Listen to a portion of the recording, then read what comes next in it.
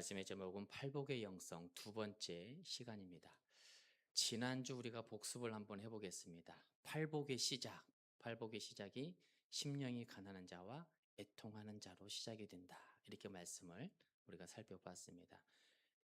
복의 기준이 어디에 있습니까? 복의 기준은 다 잊어버리셨군요. 할렐루야. 복의 기준은 소유가 아니라 존재 그 자체에 있다. 하나님과의 관계성이다. 이것을 우리가 기억해야 된다는 거예요. 그래서 내가 무언가를 자꾸 소유하고 무언가를 내 삶에 더해질 때 내가 행복해지는 것이 아니라 우리 존재 자체가 큰 복이고 하나님의 은혜다라는 사실입니다. 심령이 가난한 자는 어떠한 사람을 심령이 가난한 자라고 했습니까? 회개와 겸손한 사람. 그렇죠? 회개와 겸손이 있는 자가 심령이 가난한 자. 회개와 겸손이 있을 때 하나님이 임재하시는 그 하나님의 나라를 받는 천국 백성이 될 수 있다라고 성경은 말씀하고 있고요. 애통해하는 자. 애통이 무엇이라고 말씀을 드렸죠? 애통은 아버지 야곱이 아들 요셉을 잃었을 때에 형제들이 동생을 미디안 상인들에게 팔아가지고 동물의 피를 이렇게 옷에 묻혀서 아버지에게 보여주지 않습니까? 그때 아버지 야곱의 마음이 애통하였다. 이렇게 성경은 증거하고 있는데 자식을 잃어버린 아버지, 아버지보다 자기보다 먼저 죽은 자녀, 그 마음은 경험해보지 않고는 우리가 가늠할 수가 없는 거예요. 그 애통함, 그 슬픔, 그 고통, 그게 바로 애통이다. 이렇게 말씀을 드렸죠. 그런데 그 애통이 어디를 향해야 하느냐? 어디를 향해야 되느냐? 영혼 구원에 초점이 맞춰져야 된다라는 것이에요. 예수 그리스도께서 이 땅에 영혼 구원을 위해서 오신 것처럼 십자가상에서 그 많은 모진 매를 당하시고 수모를 당하시고 고통을 당하셨던 그 이유가 영혼 구원이었던 것처럼 우리 또한 영혼 구원을 위해서 애통해하는 마음이 있어야지 된다. 나를 위하여 울지 말고 너와 너의 자녀들을 울라. 주님께서 십자가상에서 말씀하셨던 그 말씀을 우리는 기억하면서 구원받지 못한 예수 믿지 않는 그 영혼들이 우리 주변에 있다면 그 영혼들을 애통해하는 마음으로 기도하며 복음을 선포를 해야 한다는 거예요. 이게 바로 팔복의 영성의 시작입니다. 팔복의 영성의 시작은 심령이 가난한 자, 애통한 자다. 이렇게 우리가 지난주에 살펴봤습니다. 그렇다면 시작을 했으면 어딘가로 출발을 했으면 어딘가를 향해서 가야 되겠죠? 네. 어디를 향해서 가야 되느냐? 오늘은 그것을 그 목적지를 살펴보려고 합니다. 우리의 신앙은 항상 방향과 목적이 예수 그리스도가 되어야 돼요. 예수 그리스도. 사람이 되어서도 안 되고 세상의 물질, 권력, 명예, 인기가 되어서도 안 되고 오직 예수 그리스도. 예수 그리스도를 향해 갈 때에 그 인생이 끝까지 구원받는 인생이 된다라는 거예요. 복을 받는 인생이 될 수 있다라는 것입니다. 오늘은 팔복의 방향성, 목적지인 예수 그리스도의 성품 네 가지에 대해서 살펴보려고 합니다. 그 네 가지의 성품, 온유함, 하나님의 의, 긍휼함, 청결한 마음. 이 네 가지 예수 그리스도의 성품을 가지고 우리가 예수 그리스도를 향해 나가야 되는데 성경에서 말씀하는 온유함이 무엇인지, 하나님의 의가 무엇이고, 긍휼함이 무엇이고, 청결함이 무엇인지 그것을 구체적으로 살펴보려고 합니다. 첫 번째, 온유함입니다. 우리 5절 말씀 같이 봉독하겠습니다. 온유한 자는 복이 있나니 그들이 땅을 기업으로 받을 것이며. 아멘. 온유한 자.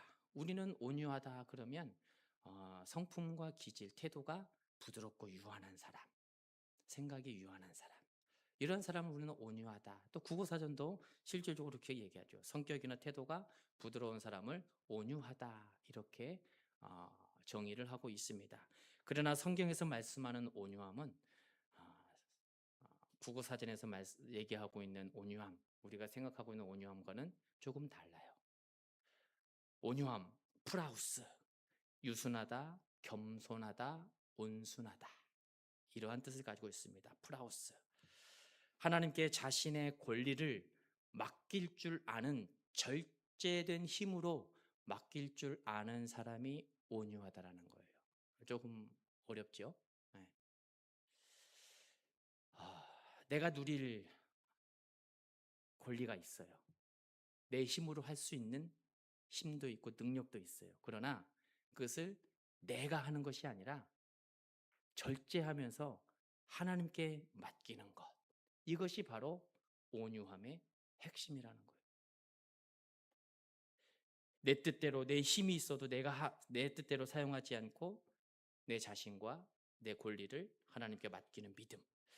예를 들어서 우리가 이 땅에 살아가면서 크고 작은 문제들이 많이 발생하지 않습니까? 예수 믿는 사람이라고 해서 무작정 참아야 된다, 저는 그렇게 말씀을 드리지는 않아요. 예수 믿는 사람도 한 인격체이고 예수 믿지 않는 사람도 한 인격체입니다.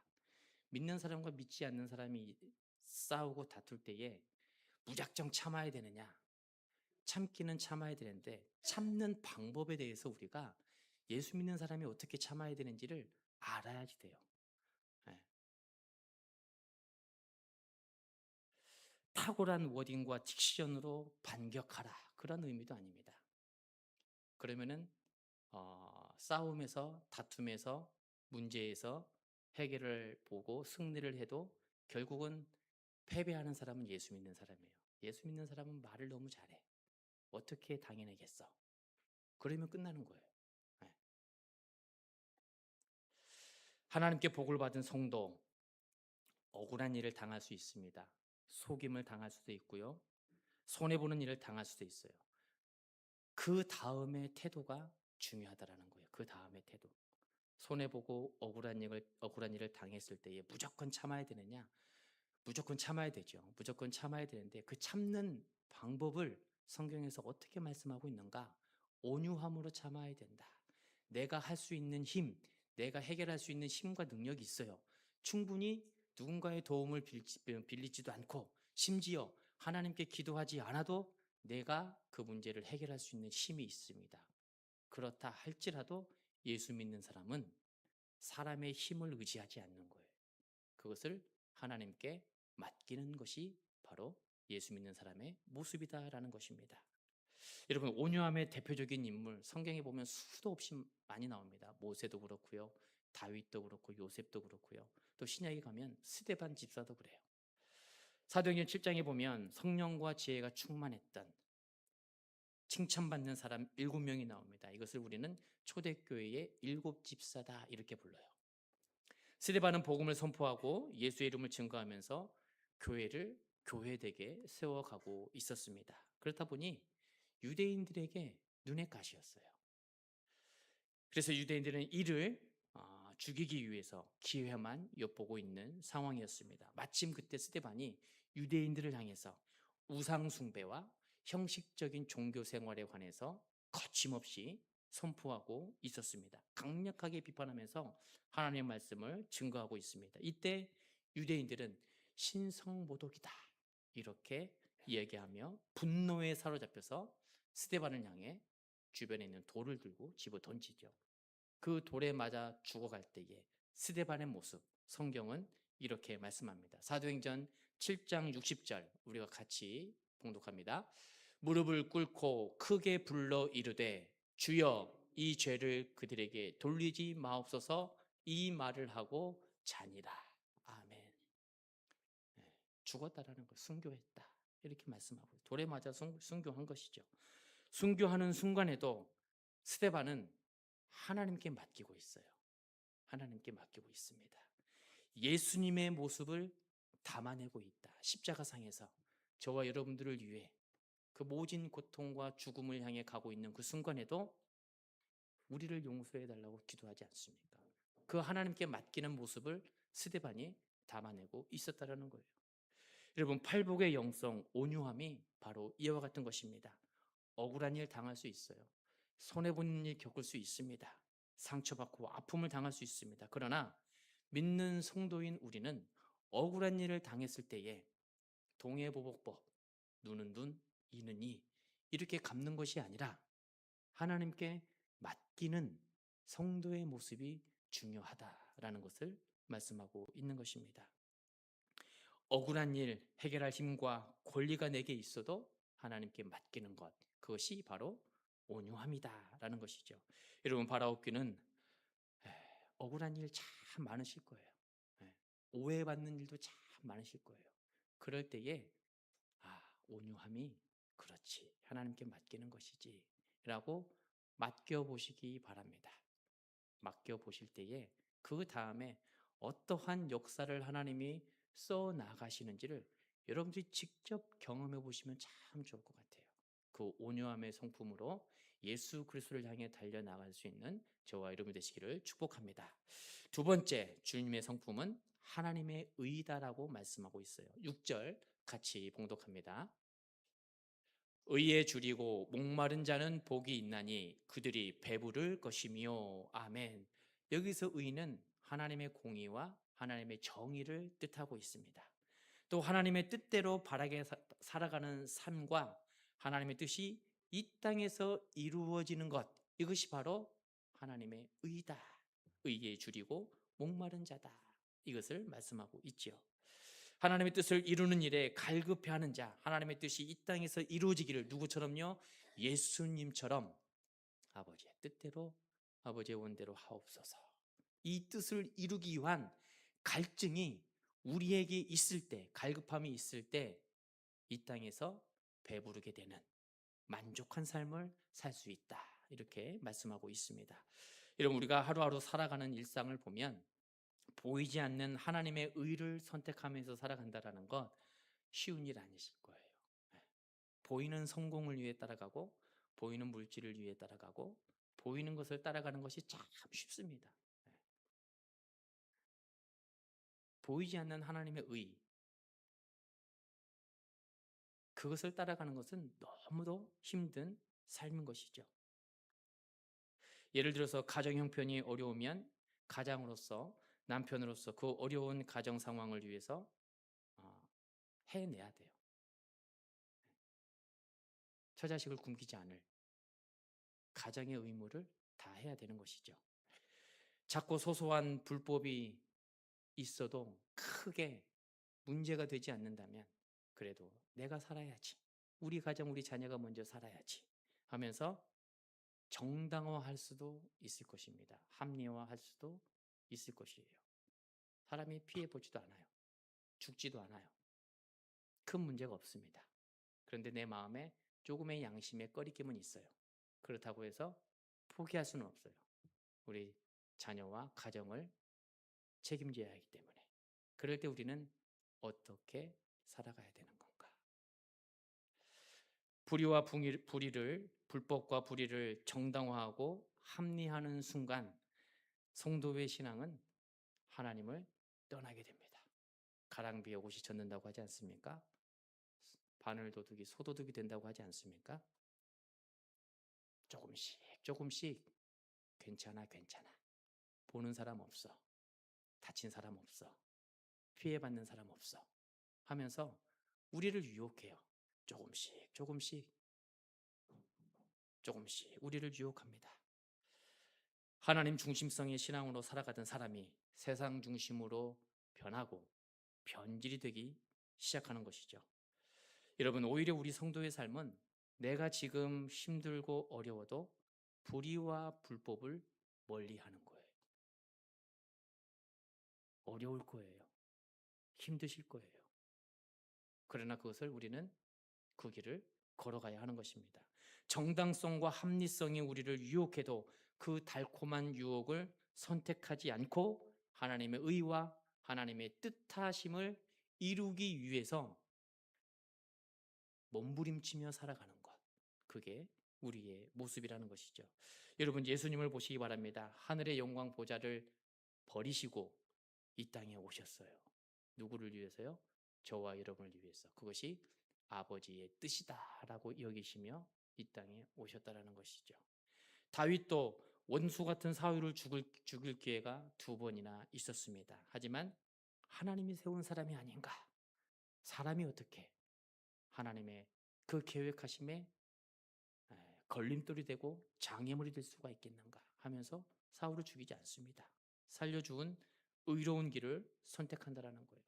여러분, 신앙은 선택이에요. 신앙은 선택입니다.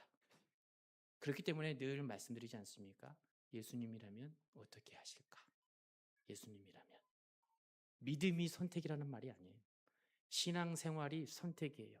그 가운데에서 믿음으로 선택하는 거예요. 아직 내게 주어지진 않았지만은, 손에 쥐어진 건 없지만은 우리가 바라고 원하는 것들이 실상이 될 수 있도록 믿는 것. 그게 바로 믿음인 것이고 우리 신앙인들이 추구해야 될 신앙생활의 모습이라는 거예요. 그래서 여러분, 선택하실 때에 항상 물으시기 바랍니다. 기도하세요. 예수님이라면 어떻게 하실까? 예수님이라면. 가정의 상황들, 가정의 경제 상황들, 우리 인생의 갈림길에 있을 때 예수님이라면 어떻게 하셨을까? 이것을 묻는 것이 바로 신앙인 것입니다.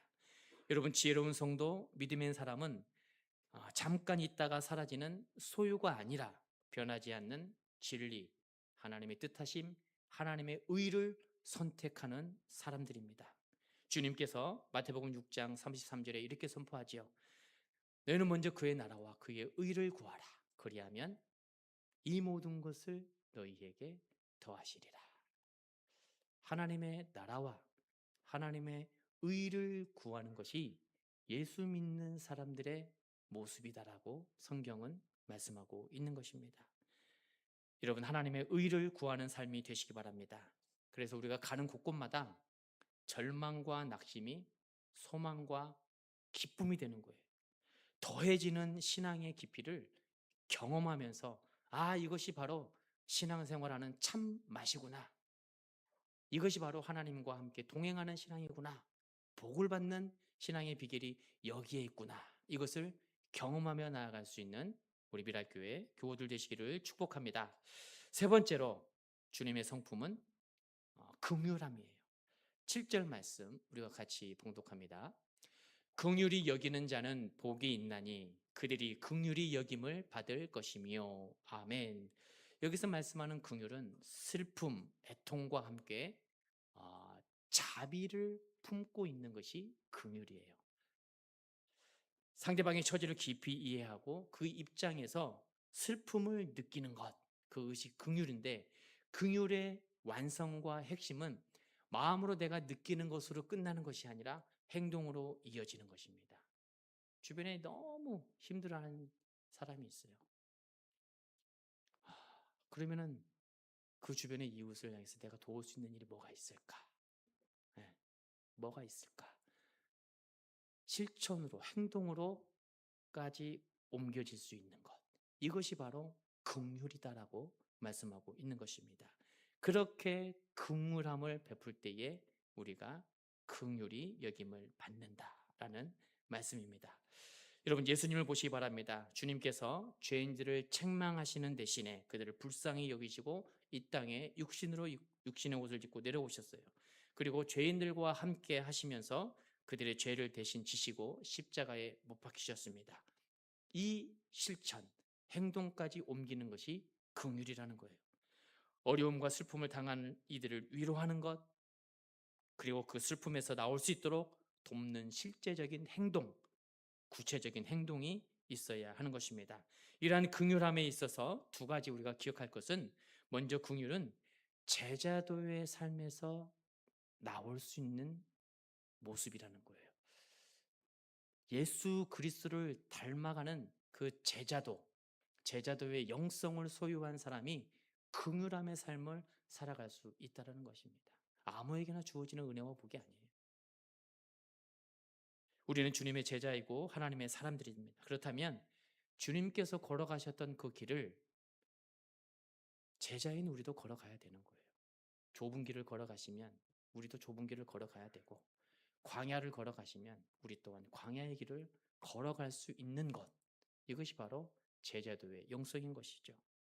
주님의 제자로서 가난하고 소외당한 사람들, 그들의 친구로 오신 주님처럼 우리 또한 그렇게 살아가야 되는 것입니다. 두 번째로는 긍휼히 여김을 받을 수 있는 유일한 길은 남을 긍휼히 여기는 것이다. 이게 긍휼의 핵심인데요. 이게 우리가 좀 오해를 하지 말고 이 말씀을 좀 깊이 묵상해야 될 게 행위 구원을 의미하는 게 아니에요. 행위 구원. 내가 이만큼 했으니 내가 이만큼 복을 받을 것이야. 내가 이렇게 긍휼히 여겼으니 하나님이 나에게 이렇게 긍휼히 여겨주실 것이야. 여러분 성경 어디에서든 우리의 행위로 복 받는다라고 말씀하시지 않습니다. 우리의 행동으로 구원받는다라고 말씀하시지 않아요. 여기서 말씀하는 것, 너희가 긍휼히 여김을 받을 것이라. 이 긍휼히 여김을 받을 긍휼함을 바르게 이해할 필요가 있다라는 것이죠. 내가 긍휼을 베풀 때 내가 다른 누군가로부터 긍휼히 여김을 받는다는 의미가 아니에요. 사람이 아니라 긍휼의 근원이신 하나님으로부터 긍휼히 여김을 받는다는 거예요. 좀 어렵죠? 조금 더 쉽게 말씀을 드리면요. 예를 들어서 누군가를 위로합니다.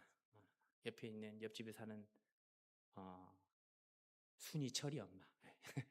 늘 국어책에도 나오는 순이 철이 엄마죠. 철이 엄마가 너무 힘들어서 갱년기 때문에 우울증으로 하루하루 살아가는데 낙이 없어요.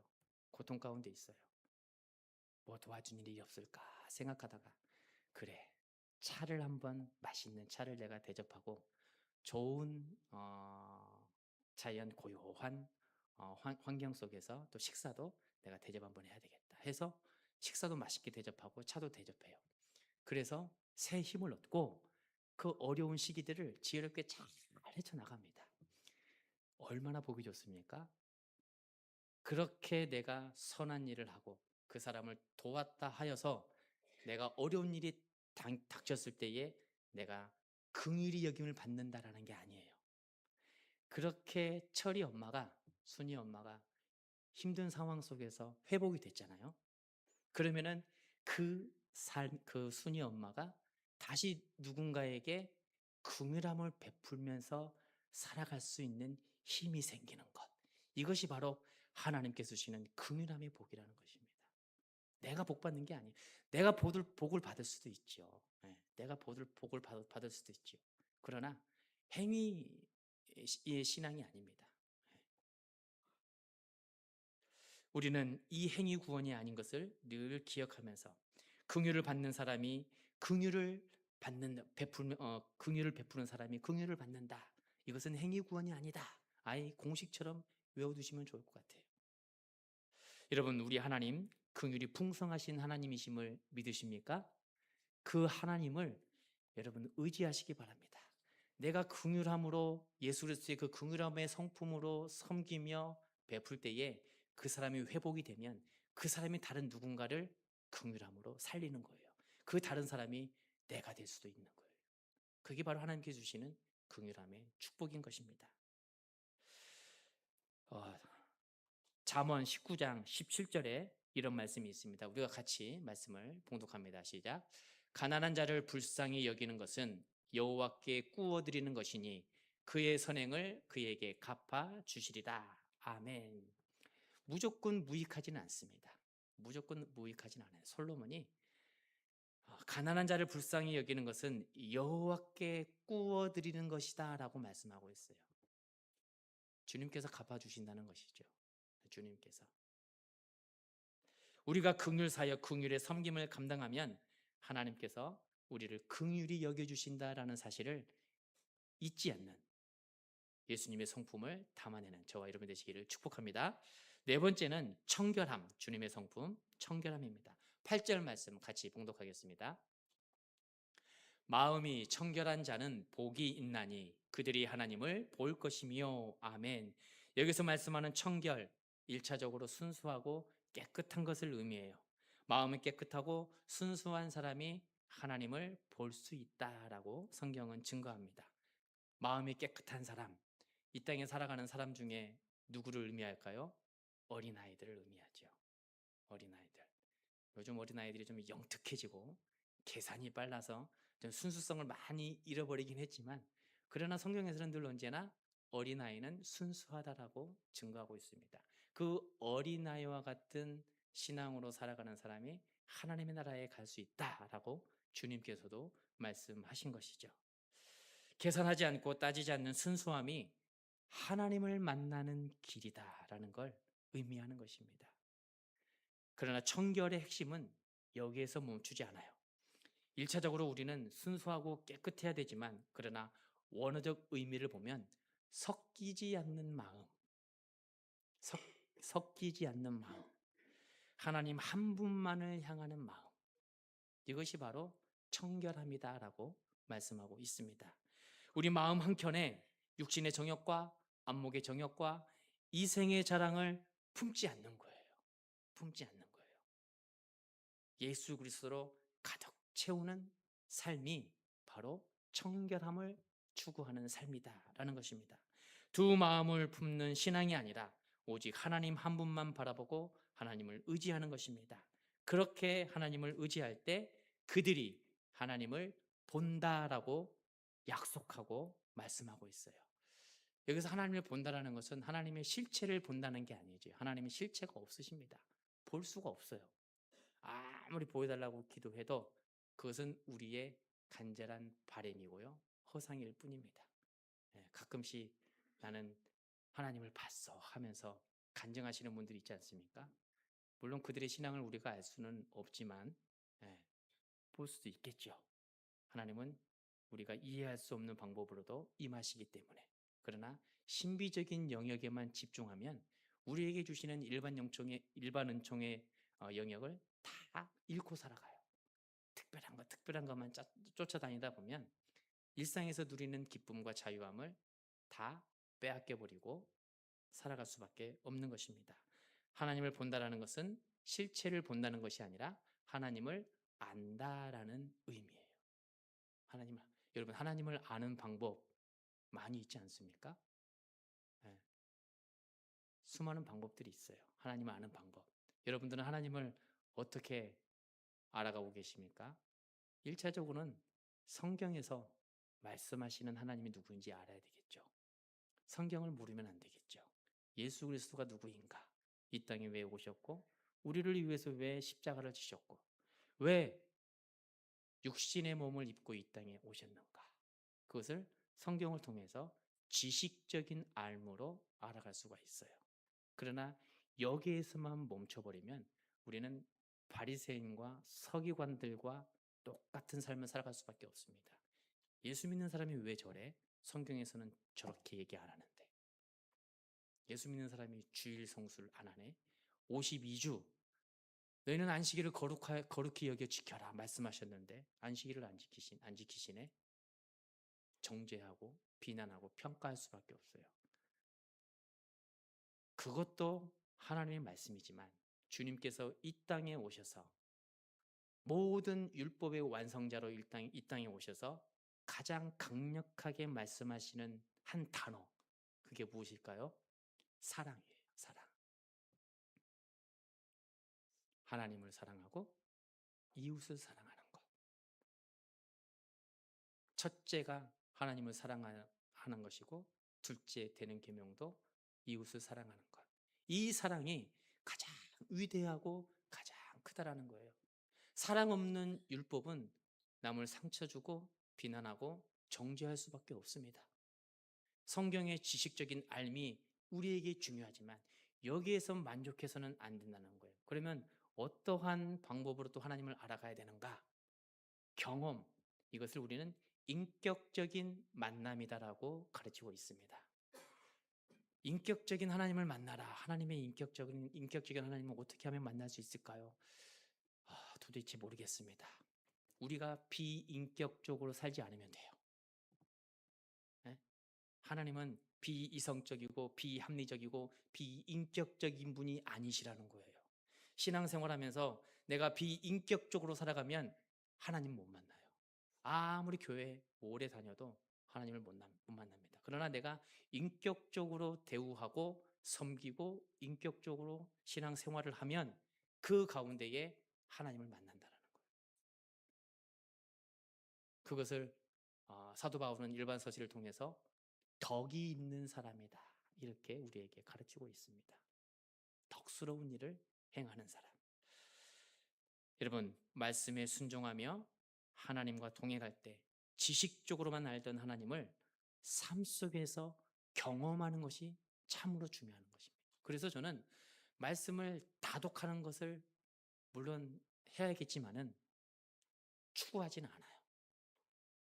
많이 말씀을 읽어야 된다, 그거보다도 한 말씀 한 구절이라도 살아낼 수 있는 게 더 중요하다는 거예요. 성경에서 성경 말씀을 암송하고 공부하고 연구해서 아는 것하고 친밀히 연합을 통해서, 그래서 신앙생활은 관계가 핵심이지 않습니까? 인격적인 하나님을 경험해서 아는 것하고는 너무 많은 차이가 있는 거예요. 마음이 청결한 자에게 주어지는 복은 이처럼 지식적이고 간접적인 경험이 아니라 직접적인 하나님을 경험하는 것을 의미하고 있는 것입니다. 그렇다면 여러분, 그 정결함을 지키는 방법이 무엇일까요? 한 4가지가 있는데, 첫 번째로는 말씀을 묵상하고 그 말씀에 순종하는 삶을 살아갈 때 청결한 삶을 살 수 있다는 거예요. 시편 119편 9절에 청년이 무엇으로 그의 행실을 깨끗하게 하리이까? 주의 말씀만 지킬 따름이니이다. 시편 기자가 이렇게 외치고 있습니다. 여러분, 청년의 때에 열정도 있어요, 에너지도 있습니다, 건강합니다. 그런데 위험해요. 뭐가 위험합니까? 그 젊은 에너지 때문에, 열정 때문에 유혹이 참 많은 세대예요. 그러나 그 유혹이 많은 청년의 세대 때에 그의 삶을 청결하게 지킬 수 있는 방법은 말씀만 지킬 따름이니이다. 말씀을 지켜야 된다라고 우리에게 가르쳐주고 있는 것입니다. 두 번째는 기도함으로 말씀을 지켜라 말씀하고 있어요. 시편 51편 10절에 하나님이여 내 속에 정한 마음을 창조하시고 내 안에 정직한 영을 새롭게 하옵소서. 아멘. 우리는 마음이 연약하기 때문에 날마다 기도해야 돼요. 기도하지 않고서는 단 한순간도 살 수 없는 존재가 바로 저와 여러분입니다. 하나님과의 관계가 끊어지면 단 한순간도 살아갈 수 없는 존재라는 거예요. 기도의 핵심이 관계 아닙니까? 응답이 아니에요. 기도의 핵심은 하나님과의 관계성이죠. 하나님과의 건강한 관계를 이루어 나가기 위해서 우리가 기도해야 되는 거예요. 그 기도하는 사람이 청결함의 영성을 담아낼 수 있다는 것이죠. 세 번째는 사랑과 용서를 실천하는 것을 말씀합니다. 미움과 분노, 용서하지 못하는 마음, 우리의 신앙과 내면을 혼탁하게 하고 하나님을 멀어지게, 하나님을 떠날 수밖에 없다라는 거예요. 주님께서도 마태복음 5장 24절을 통해 이렇게 말씀하시죠. 예물을 제단 앞에 두고 먼저 가서 형제와 화목하고 그 후에 와서 예물을 드리라. 아멘. 사랑하지 못한 마음, 용서하지 못한 마음, 그 마음으로 예배하는 것 하나님이 기뻐 받으시지 않는데요. 돌같이 굳어있는 우리의 마음이 먼저 용서와 사랑으로 변해야 되는 것입니다. 변해야 되는 거예요. 그럴 때에 우리가 5분을 드리든 10분을 드리든 하나님께 영광을 올려 드릴 수 있다는 것이죠. 네 번째는 세상의 유혹을 경계해야지만이 청결함을 지킬 수가 있습니다. 우리의 마음이 쉽게 세상으로 물든 이유는 세상의 유혹 때문이죠. 탐욕, 정욕, 교만, 분노, 자랑, 이 감정들이 우리의 마음을 뒤흔들어요. 혼탁하게 합니다. 하나님과의 관계를 자꾸 멀어지게 만들어요. 그렇기 때문에 지혜의 왕인 솔로몬은 잠언 4장 23절을 통해 이렇게 선포합니다. 모든 지킬 만한 것 중에 더욱 내 마음을 지키라. 생명의 근원이 이에서 남이니라. 아멘. 마음을 지키래요. 마음을 지키는 것이 신앙생활에 가장 중요하다라고 우리에게 가르쳐주고 있는 것입니다. 여러분, 이 4가지의 성품, 우리의 힘으로, 우리의 능력으로 만들어가는 게 아닙니다. 성령님께서 우리와 함께 하실 때에 그 예수 그리스도의 성품을 담아낼 수가 있는 거예요. 그렇기 때문에 우리는 날마다 성령의 도우심을 구하면서 주님을 닮아가야 하는 것입니다. 여러분, 지난주에 팔복의 영성을 시작했지 않습니까? 출발을 했어요. 심령이 가난한 자와 애통해 하는 자. 오늘 이번 주 한 주에는 그 심령이 가난한 자와 애통해 하는 자를 우리가 좀 깊이 마음속에 새기면서 그 위에 무엇을 쌓아야 되느냐? 온유함, 하나님의 의, 청결함, 깨끗함, 이 긍휼함, 이 네 가지를 우리가 쌓아야 될 거예요. 그래서 우리의 삶의 방향이 예수 그리스도의 성품을 닮아가는 삶이 될 수 있도록, 그렇게 할 때에 팔복의 영성을 우리가 팔복의 복을 받는 사람이 될 수가 있는 것입니다. 이번 한 주간에도 우리가 또 일상과 일터에서 살아갑니다. 우리에게 주신 말씀을 마음속 깊이 새기면서 팔복의 영성으로 신앙생활에 기쁨을 더하시고 믿음으로 승리하는 저와 여러분 되시기를 축복합니다. 기도하겠습니다. 사랑과